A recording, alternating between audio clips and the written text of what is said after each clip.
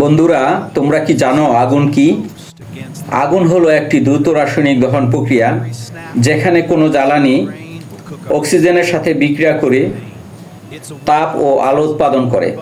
জ্বালানিগুলোর মধ্যে হচ্ছে কাঠ, কয়লা, গ্যাস, তেল ইত্যাদি। বন্ধুরা, আদিকালে মানুষ দুইটি শুকনো কাঠ ঘর্ষণ করে তাপ সৃষ্টি করে আগুন জ্বালানোর কৌশল আবিষ্কার করে। আগুন মানুষের জীবনযাত্রার এক যুগান্তকারী পরিবর্তন এনে দিয়েছে। প্রাচীন কাল থেকে কাঠ ছিল মানুষের অন্যতম প্রধান এবং সহজলভ্য জ্বালানি। আদিকাল থেকে কাঠ পুড়িয়ে মানুষ রান্না এবং শীত নিবারণ ও রাতের অন্ধকার দূর করত। বন্যপ্রাণীর হাত থেকে নিরাপদ থাকতে আগুন এবং জ্বলন্ত কাঠ মানুষকে সাহায্য করত। সভ্যতা বিকাশের সাথে সাথে কাঠ জ্বালানি হিসাবে ব্যবহার করে ধাতু গলানো এবং বিভিন্ন সরঞ্জাম তৈরিতে সহায়তা করত।